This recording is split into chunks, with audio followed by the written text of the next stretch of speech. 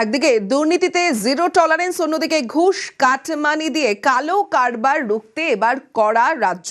জামানা বদলের পর বদলেছে বাংলার ছবি। পাচার রুখতে অল আউট অ্যাকশন। পুরুলিয়ায় মাদক পাচার রোধে বড় সাফল্য। এসটিএফ ও পুলিশের অভিযানে জালে লরি চালক সহ 7।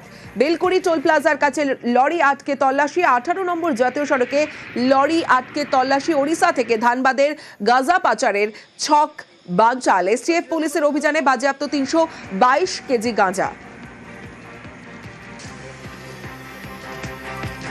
ঘুষ কাটমানি দিয়ে কালো কারবার রুখতে এবার কড়া রাজ্য। জামানা বদলের পর বদলেছে বাংলার ছবি। পাচার রুখতে অল আউট অ্যাকশন। পুরুলিয়ায় মাদক পাচার রোধে বড় সাফল্য। আরো জানাবে আমার সঙ্গে ইন্দ্রজিৎ মণ্ডল রয়েছে।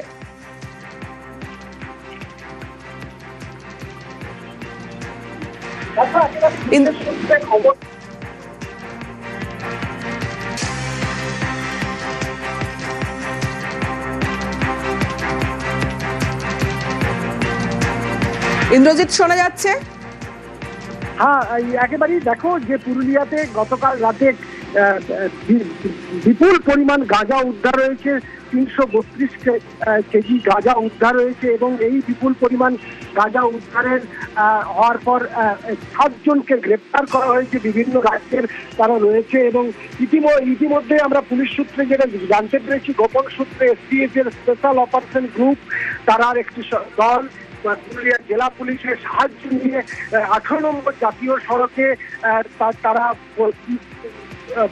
18 নম্বর জাতীয় সড়কে তারা তল্লাশি চালায়। সেই সময় একটি ট্রাক থেকে একেবারে সিনেমার কায়দায় একেবারে ট্রাকের মধ্যে গাঁজা নিয়ে যাচ্ছিল এবং সেই গাঁজা উদ্ধার করে এবং 7 জনকে গ্রেপ্তার করে।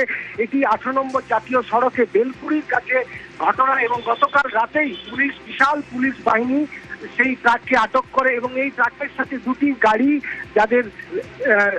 গাড়িকেও আটক করেছে পুলিশ। এই গাড়িতে দুষ্কৃতীরা ছিল, তারা পাচার করছিল এবং এই 7 জনকে গ্রেপ্তার করা হয়েছে। ইতিমধ্যেই 7 জনকে আজকে পুরুলিয়া জেলা আদালতে দেওয়া হবে বলে আমরা জানতে পেরেছি। মাদক পাচার রোধে এসটিএফ পুলিশের সাফল্য। এসটিএফ পুলিশের প্রশংসায় মুখ্যমন্ত্রী শুভেন্দু অধিকারী। সমন্বয় রেখে দ্রুত কড়া পদক্ষেপের প্রশংসা। মাদক পাচার বেআইনি কাজকর্মে জিরো টলারেন্স। যুব বা সমাজের ক্ষতি করে এমন কিছুই বরদাস্ত নয়। দুষ্কৃতীদের উপড়ে ফেলতে বদ্ধপরিকর বিজেপি সরকার। এক্স হ্যান্ডেলে পোস্ট করেছেন মুখ্যমন্ত্রী শুভেন্দু অধিকারী।